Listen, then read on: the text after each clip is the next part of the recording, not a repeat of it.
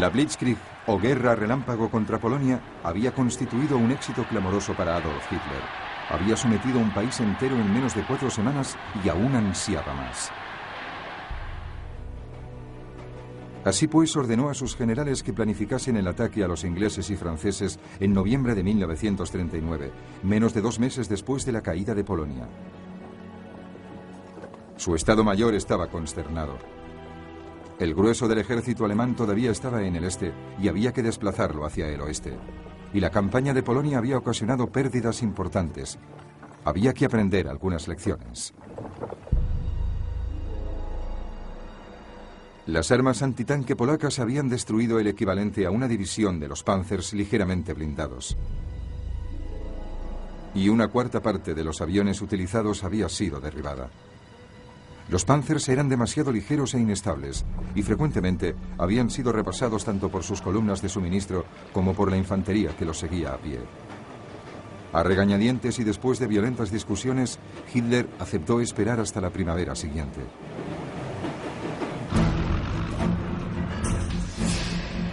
Mientras, sus enemigos también aprendían lecciones.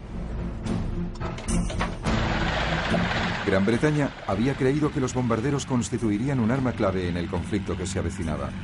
Pero cuando el 4 de septiembre la Royal Air Force de Gran Bretaña llevó a cabo un ataque aéreo en pleno día contra los barcos alemanes, 7 de los 30 bombarderos fueron derribados. Muy pronto se hizo evidente que esto no había sido una desgracia excepcional. En algunos ataques aéreos se perdió más de la mitad de los aviones. Simplemente, los bombarderos británicos no estaban cualificados para esta tarea. Así pues, la RAF empezó a efectuar ataques aéreos por la noche y decidió no lanzar bombas sino panfletos a fin de no provocar represalias. Por entonces, con la Blitzkrieg atascada y la guerra aérea calmada, el centro de atención se trasladaba ahora al único escenario que faltaba: el mar. La Armada alemana todavía se hallaba enfrascada en un ambicioso programa de desarrollo que no debía completarse hasta el año 1948. El comandante del ejército naval, el almirante Karl Dönitz, planeó cortar las rutas de suministro a Gran Bretaña a través del Atlántico. A tal efecto, quería contar con 300 submarinos transatlánticos, pero tan solo tenía 38. No obstante, Dönitz se aseguró de que todos los submarinos disponibles estuviesen en el mar el 3 de septiembre, el primer día de la guerra contra Inglaterra. Y aquella noche, creyendo que era un barco mercante armado, el U-30 hundió el transatlántico Acinia sin previo aviso.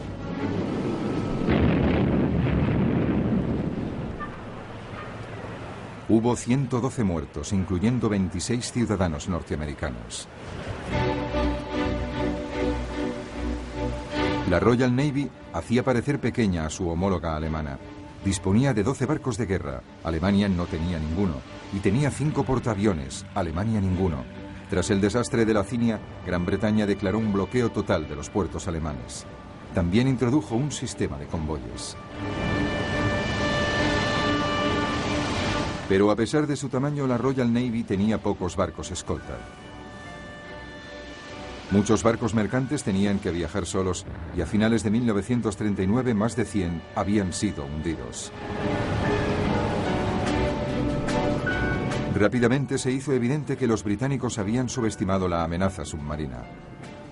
El 17 de septiembre, el U-29 hundió el portaaviones británico Courageous.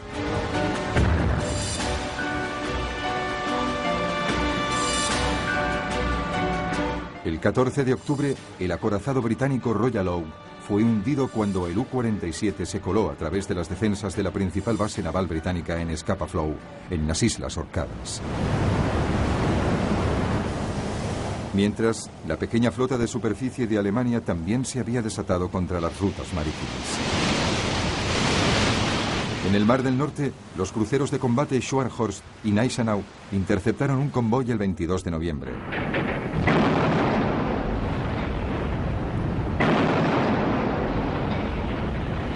Hundieron su escolta, el crucero mercante armado Rawalpindi.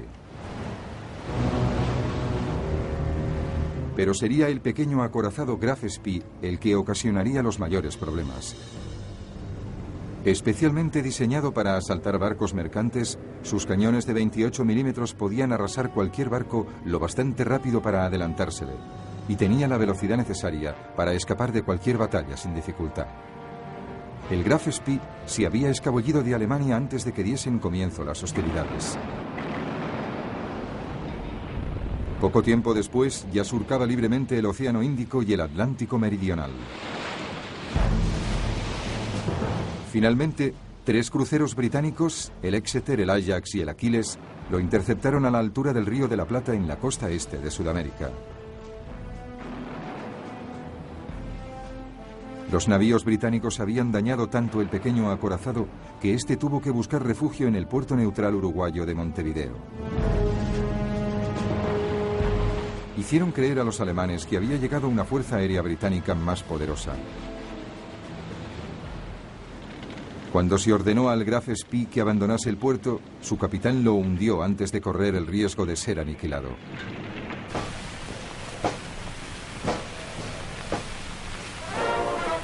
Esta vez fueron las tripulaciones de la Royal Navy las que fueron recibidas como auténticos héroes en su regreso a casa. Pero este fue casi el único éxito claro de las Fuerzas Armadas británica y francesa en el invierno de 1939. No obstante, los británicos disfrutaron de una victoria secreta en la guerra tecnológica que resultaría ser de vital importancia.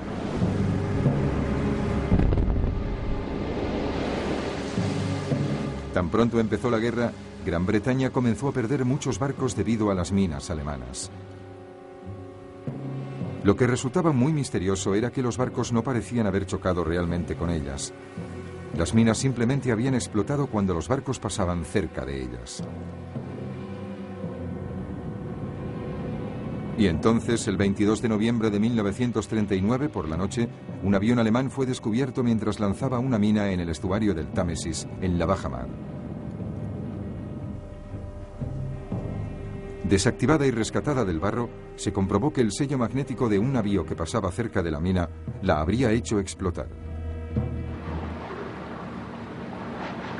La solución consistía en minimizar la firma magnética de un barco, lo que se conseguía al colgar un cable de cobre alrededor del casco y seguidamente hacer que la corriente eléctrica pasase por él. Se trata de un proceso llamado degausamiento. Tan pronto como el degausamiento fue aplicado a todos los barcos, el peligro de las minas magnéticas se redujo drásticamente. Por lo demás, cuando empezó el año 1940, la guerra se había calmado. Ambos bandos hicieron poca cosa durante el invierno, excepto patrullar, entrenarse e intentar combatir el frío que había sido particularmente intenso. Un periodista norteamericano denominó a este periodo Phony War, o guerra ficticia, y los alemanes lo llamaron Sitzkrieg, o guerra sentada. En primavera, la fuerza expedicionaria británica tomó posiciones en el lado izquierdo del frente en la frontera belga.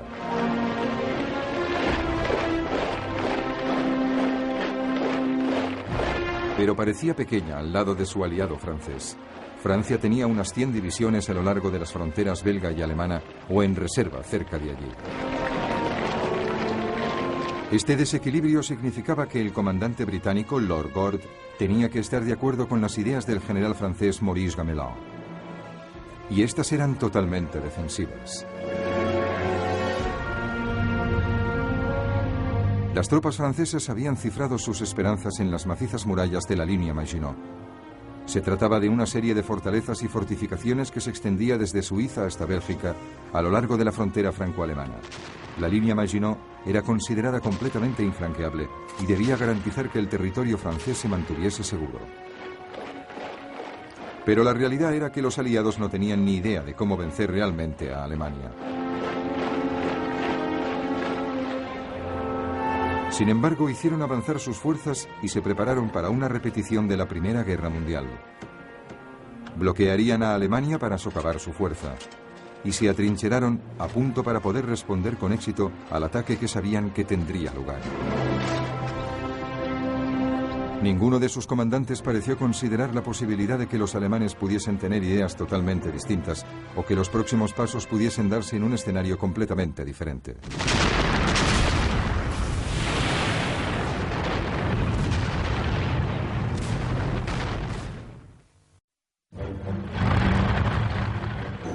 El 30 de noviembre de 1939 se abría un nuevo escenario bélico. La Unión Soviética invadía el minúsculo país vecino, Finlandia. Finlandia no había conseguido la independencia de los rusos hasta 1918 y los odiaba. El dictador Joseph Stalin estaba convencido de que un día los finlandeses permitirían entrar a los alemanes para atacar Leningrado y el puerto ártico vital de Murmansk. El ejército rojo superaba a sus adversarios finlandeses en una proporción de 10 a 1. La invasión debería haber sido algo sencillo. Pero sus mandos habían sido diezmados por las terribles purgas de Stalin. Los finlandeses estaban a las órdenes del general Gustav Mannerheim. Este se defendía utilizando la táctica de ataques relámpago en medio de una nieve contundente y a menudo desplazándose sobre esquís. Las tropas soviéticas, desconcertadas y mal dirigidas, sufrieron pérdidas muy importantes. La valiente resistencia finlandesa estimuló la imaginación de los británicos y franceses. Rápidamente empezaron a planear el envío de ayuda a través del norte de Noruega y Suecia. El hecho de que esto pudiese involucrar a dos valientes países neutrales en la guerra no se tuvo en cuenta.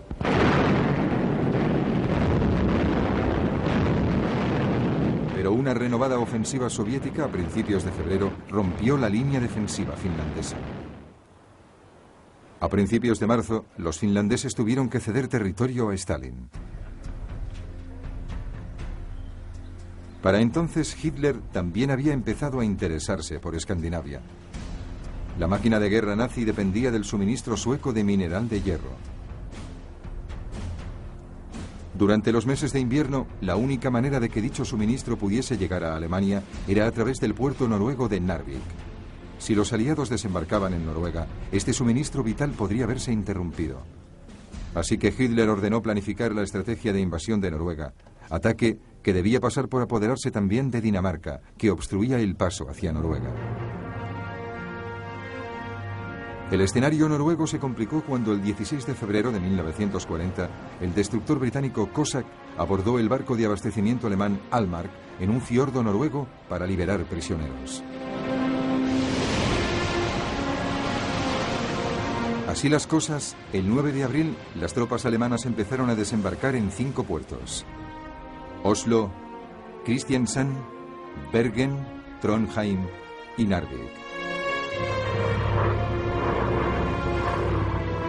Al mismo tiempo, hombres de la recientemente formada división paracaidista alemana tomaron los campos de aviación de Stavanger y Oslo. Debido al efecto sorpresa, las defensas noruegas fueron rápidamente superadas. Y lo mismo sucedió con las danesas. Las fuerzas alemanas ocuparon el país en 24 horas. En Noruega, los alemanes se desplazaban rápidamente para conectar sus cabezas de playa y tomar todas las ciudades más importantes. En el cielo, la Luftwaffe tenía el control absoluto. Entonces respondieron los aliados. Se envió una fuerza de desembarco para retomar Narvik. Las fuerzas francesas y noruegas lo consiguieron el 28 de mayo. Pero un importante refuerzo alemán se estaba aproximando. 6 semanas más tarde, los aliados decidieron abandonar Noruega a su suerte.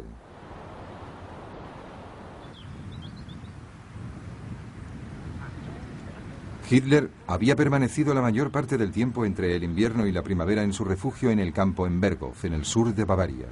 Para él, los acontecimientos que tenían lugar en Escandinavia eran totalmente secundarios. En cambio, se estaba preparando para su próxima guerra relámpago, la Gran Blitzkrieg contra Gran Bretaña y Francia. El primer plan que sus generales le propusieron le resultaba familiar. Los alemanes avanzarían a través de Bélgica con objeto de iniciar un viraje hacia abajo, hacia París. Se trataba de una repetición del plan Schlieffen, mediante el cual los alemanes habían abierto el frente occidental al principio de la Primera Guerra Mundial. Los aliados lo estaban esperando y su principal debate ahora era cómo prepararse para ello. Cuando los alemanes atacaron, los aliados decidieron que sus fuerzas que se encontraban al oeste de la línea Maginot virarían hacia Bélgica a fin de contenerlos en una línea más corta y defendible, la formada por los ríos Dyle y Moos. El 10 de enero de 1940, un avión de enlace se extravió y se estrelló en Bélgica. En él se encontró una copia del plan alemán inicial. Esto convenció a los aliados de que su plan Dyle debía ser el adecuado y desplegaron sus tropas de acuerdo a él. Desgraciadamente, este mismo acontecimiento motivó que los alemanes cambiasen completamente sus ideas al respecto. El mariscal de campo, general Erich von Manstein, siempre había considerado el plan original falto de imaginación. Le preocupaba que las fuerzas alemanas quedasen empantanadas como había sucedido en la Primera Guerra Mundial y que su país perdiese una guerra larga e interminable. De esta forma, von Manstein le propuso a Hitler que la principal ofensiva se llevase a cabo en el punto en el que se terminaba la línea Maginot, en donde los aliados eran más vulnerables cuando sus ejércitos occidentales avanzaban. Prácticamente todos los panzers alemanes seguían agrupados frente a las Ardenas, en el sureste de Bélgica. Los aliados consideraban que este área, de orografía accidentada y boscosa, era casi imposible de atravesar para los tanques, por lo tanto, estaba escasamente defendida. El plan consistía en abrirse paso de manera decidida por detrás de los ejércitos aliados que habían avanzado a través de Bélgica. Así quedarían aislados, evitando el enfrentamiento con las fuerzas que estaban situadas en la línea Maginot. Era esta una estrategia de alto riesgo, ya que el ejército alemán podía quedar atrapado en el bosque, pero a Hitler este tipo de circunstancias arriesgadas le atraían. Así pues, las fuerzas alemanas fueron desplegadas de nuevo sin que los aliados lo supiesen. Mientras, los aliados se preparaban para su larga e interminable guerra defensiva. Además de la imponente barrera de la línea Maginot, tenían una ligera ventaja tanto en número de hombres, con unas 110 divisiones disponibles contra 95 alemanas, como de unidades blindadas, unos 3.000 vehículos contra 2.750. Los franceses también tenían mejores tanques. Su Char B de 32 toneladas tenía cañones de 47 milímetros. La única desventaja era que el cañón principal estaba montado sobre el casco y por lo tanto era difícil de apuntar. El cañón más pequeño se hallaba en una torreta desde la cual el comandante tenía que controlar el tanque y a la vez ocuparse del cañón. En cambio, el último diseño alemán, el Panzer Mark IV de 17 toneladas, tenía un cañón de 75 milímetros en una amplia torreta en la que cabían 3 hombres, de tal forma que su tripulación podía trabajar como un equipo. Pero de estos solo había 100 unidades disponibles. Los otros tanques franceses más notables también tenían cañones que equivalían a los de sus paralelos alemanes, pero también en estos, los franceses tenían una torreta con cabida para un solo hombre. El único ámbito en el cual los alemanes tenían una ventaja clara era en el cielo. La Luftwaffe contaba con 2.000 bombarderos, los aliados solo tenían 800. La Luftwaffe tenía 4.000 aviones de combate, incluyendo el ultramoderno Messerschmitt Bf-109. Y los aliados disponían tan solo de 2.500 aviones, que en su mayor parte eran viejos. La Royal Air Force contaba aproximadamente con unos 800 aviones de combate Spitfire y Hurricane, pero tenía mucho interés en guardarlos para la defensa nacional. La mayor diferencia entre los dos ejércitos radicaba en su propia filosofía. Todo lo que los alemanes hacían se centraba en las posibilidades de la Blitzkrieg. Todas sus unidades blindadas estaban agrupadas en 10 divisiones Panzer independientes. Sin embargo, los franceses se estaban preparando para una repetición del enfrentamiento estático de la Primera Guerra Mundial. Consideraban los tanques como un apoyo a la infantería y los distribuían de forma poco sistemática en vez de concentrarlos. Habían observado el éxito de los panzers alemanes en Polonia, así que estaban reuniendo 3 divisiones blindadas, pero cuando empezaron las hostilidades, ninguna estaba totalmente operativa. Dos formas de pensamiento militar totalmente diferentes iban a enfrentarse: la guerra relámpago contra la guerra estática.